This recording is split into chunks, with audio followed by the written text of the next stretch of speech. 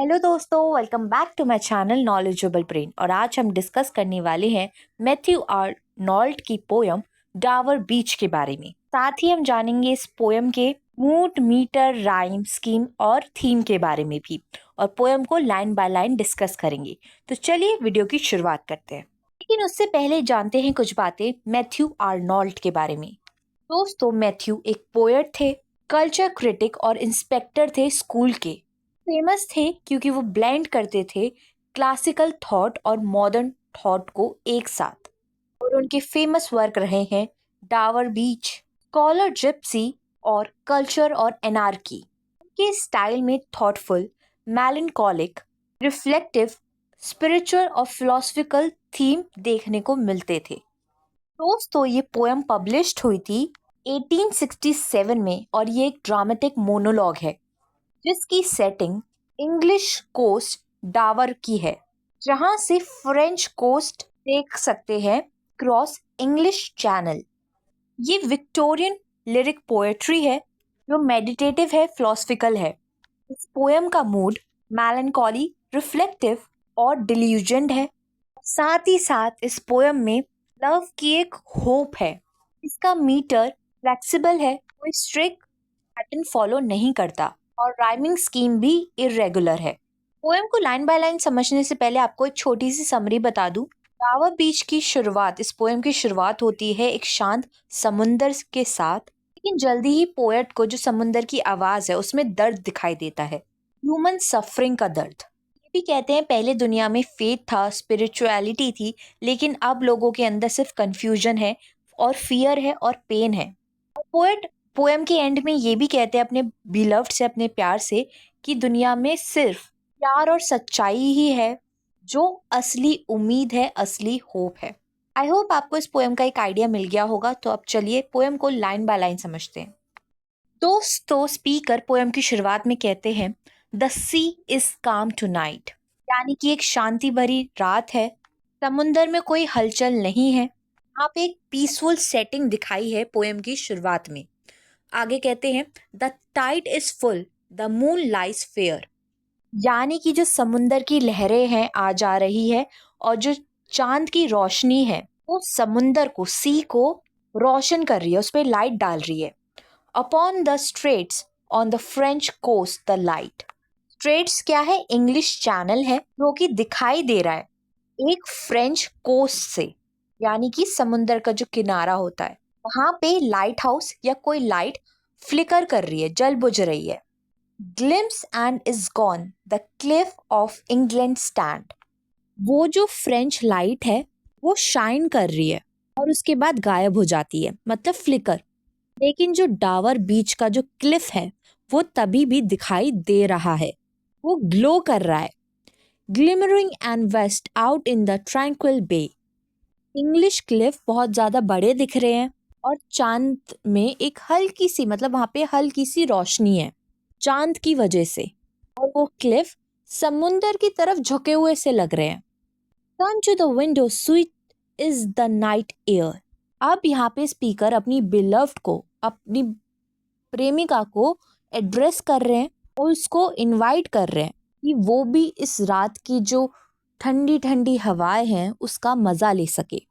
और कहते हैं only from the long line of spray, लेकिन यहाँ पे एक हल्का सा कॉन्ट्रास्ट भी है, जहाँ पे जो लहरें हैं समुंदर की, उसका जो झाग है वो लैंड से टकरा रहा है। यहाँ पे उन्होंने मेंशन किया है where the sea meets the moon blanched land, जो शोर है, समुंदर का जो किनारा है, वो चांद की रोशनी से पेल रिफ्लेक्ट हो रहा है।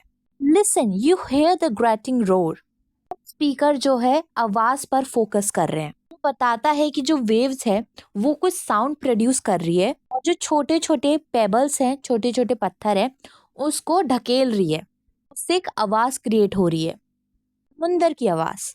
Of pebbles which the waves draw back and fling, waves जो हैं, जो लहरें जो हैं, छोटे छोटे पत्थरों को ड्रैग कर रही है, मतलब उन छोटे छोटे पत्थरों को खींच रही है, जिससे एक आवाज आ रही है और उसको वापस उछाल देती हैं पत्थरों को, बल्स को। Eight there return up the high strand, जब लहरों का टकराव फिर से होता है स्ट्रैंड पे, किनारे के ऊपर के हिस्से पे जब होता है और ये चीज बार बार रिपीट हो रही है। Begin and cease and then again begin.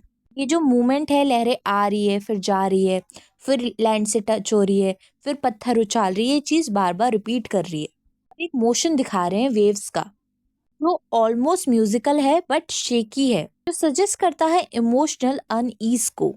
The eternal note of sadness in, यहाँ पे राइम ट्रिगर कर रही है एक सैडनेस को, एक टाइमलेस सैडनेस को इंट्रोड्यूस कर रही है, सेंट्रल थीम को ऑफ मेलनकॉली और स्पिरिचुअल लॉस। बेसिकली यहाँ पे पोएम में स्टार्टिंग में समुद्र का सीन जो है पीसफुल दिखाया है, ब्यूटीफुल दिखाया है, लेकिन पोएम टर्न कर जाती है लॉस, आइसोलेशन और डिल्यूजमेंट के थीम के ऊपर। और आगे स्पीकर कहते हैं सोफोक्लीस लॉन्ग अगो।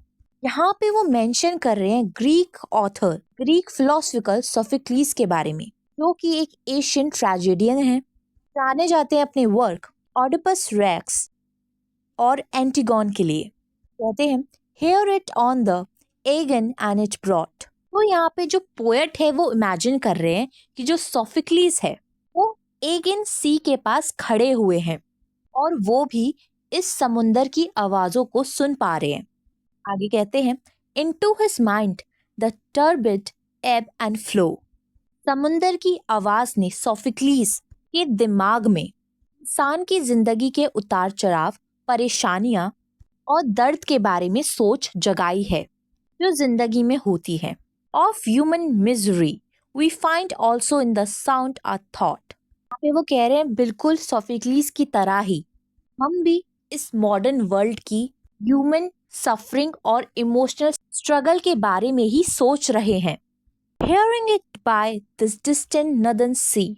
यहाँ पे स्पीकर एम्फेसाइज कर रहे हैं जियोग्राफिक डिस्टेंस के बारे में, जो कि नदर्न ईस्टर्न कोस्ट है, और एक टेम्पोरल डिस्टेंस के बारे में जो कि सेंचुरीज का डिस्टेंस है। वो बोल रहे हैं कि इतने साल गुजर गए, इतनी चीजें बदल गई, लेकिन ये जो समुंदर है ये उन सारी जनरेशन के सफरिंग को रिफ्लेक्ट करता है, क्योंकि ये समुंदर तो हमेशा से यही था, इसने सारे दर्द सुने हैं, देखे हैं। द सी ऑफ फेथ, जो कि इस पोयम का सेंट्रल मेटाफोर है। जो पोएट है उन्होंने शिफ्ट कर लिया है क्लासिकल रेफरेंस से विक्टोरियन रेफरेंस की ओर, विक्टोरियन स्पिरिचुअल क्राइसिस की ओर। और सी ऑफ फेथ सिंबलाइज करता है रिलीजियस ग्रीफ, स्पिरिचुअल सर्टेनिटी और यूनिटी को। कहते हैं was once too at the full and round earth's shore. Faith, जो विश्वास है, वो पहले पूरी दुनिया में फैला हुआ था, पूरे वर्ल्ड में फैला हुआ था, बिल्कुल एक टाइड की तरह। Lay like the fold of a bright girdle furled. Faith को कंपेयर किया जा रहा है एक ब्राइट बेल्ट से, जो कि ब्यूटीफुल है, प्रोटेक्टिव है, और वो पूरी दुनिया की ऊपर लपटी हुई है, टाइटली रैप्ड है। ये एक कंफर्टिंग इमेज है स्पिरिचुअलिटी की। But now I only hair.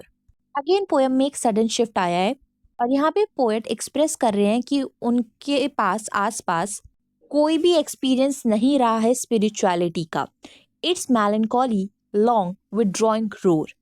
Sound है फेथ की, वो फेड हो रही है, विश्वास गायब हो रहा है दुनिया में से, होप गायब हो रही है, और उसके पीछे सिर्फ मेलनकॉली मतलब दुख, दर्द, तकलीफें और अकेलापन रह जाता है।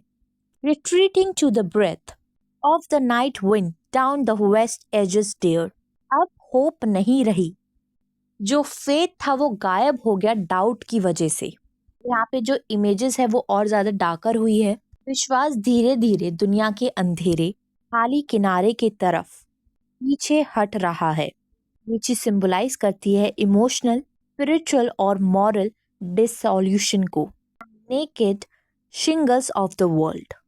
नेकेड शिंगल का मतलब होता है बेयर, टोनी बीच, यानी कि जब विश्वास पीछे हट जाता है तो वो दुनिया के कठोर और बेजान कथा को छोड़ देता है, यानी कि तब कोई मीनिंग नहीं रह जाता, तब कोई प्रोटेक्शन नहीं रह जाती है, जब इंसान अपना विश्वास खो देता है डाउट की वजह से। Ah love let us be true to one another. यहाँ पे एक डायरेक्ट रिक्वेस्ट है स्पीकर की अपनी बिलव्ड से कहते हैं कि जो भारी दुनिया है वो पूरी परेशानी से, दुख दर्द से और अनसर्टिनिटी से भरी हुई है।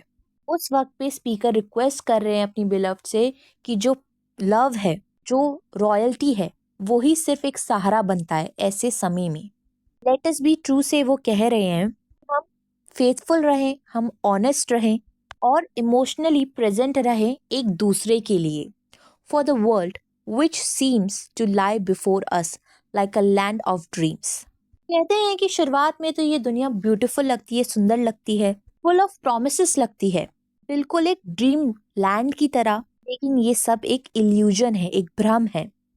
So various, so beautiful, so new. Speaker believe करते हैं कि दुनिया में अलग अलग तरीके की नई नई चीजें होती है। शायद मॉडर्न एडवांसमेंट, प्रगति जैसे साइंस टेक्नोलॉजी तरफ ये इशारा है।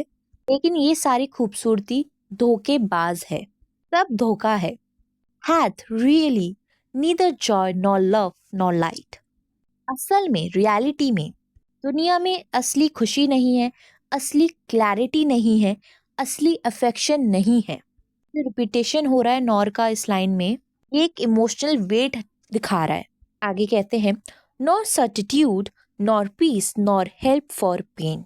दुनिया में कोई सर्टेनिटी नहीं है, कोई सच्चाई नहीं है, इनर पीस नहीं है, सफरिंग से शांति नहीं है, पेन का, दर्द का कोई इलाज नहीं है। And we are here as on a darkling plain. यहाँ पे उन्होंने एक हॉन्टिंग इमेज दिखाई है, जो ह्यूमंस है वो डार्क बैटल फील्ड में है।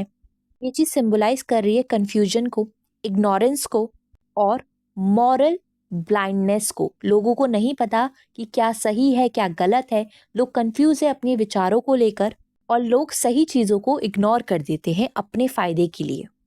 Swept with confused alarms of struggle and flight. ये जो बैटल फील्ड है ये क्योटिक है, सिर्फ कन्फ्लिक्ट्स है, पैनिक है। ये लाइन रिफ्लेक्ट कर रही है सोशल और एग्जिस्टेंशनल कंफ्यूजन को। Where ignorant armies clash by night. ये लाइन जो है, एंड लाइन जो है, ये काफी फेमस लाइन है, चिलिंग लाइन है विक्टोरियन पोएट्री की। यहाँ पे स्पीकर कह रहे हैं कि ये जो दुनिया है ये ब्लाइंड आर्मीज की तरह है, जो लड़ाई कर रही है अंधेरे में। उन लोगों को पता ही नहीं वो किससे लड़ रहे हैं और क्यों लड़ रहे हैं, बस वो लड़ रहे हैं। ये मेटाफोर मॉडर्न सोसाइटी के ऊपर है, जहाँ पे सिर्फ कन्फ्लिक्ट है, लैक ऑफ डायरेक्शन है, कंफ्यूजन है, लैक ऑफ अंडरस्टैंडिंग और लैक ऑफ पर्पस है, क्योंकि लोगों को पता ही नहीं वो क्या कर रहे हैं। आई होप आपको ये पोएम समझ में आ गई हो, और वीडियोस देखने के लिए हमारे चैनल को लाइक करें, शेयर करें और सब्सक्राइब करना ना भूलें। अगली बार फिर मिलेंगे एक और नई वीडियो के साथ। Thank you for watching this video. और अगर आपको कोई स्पेसिफिक वीडियो चाहिए इंग्लिश लिटरेचर में तो हमें कमेंट सेक्शन में ज़रूर बताइएगा।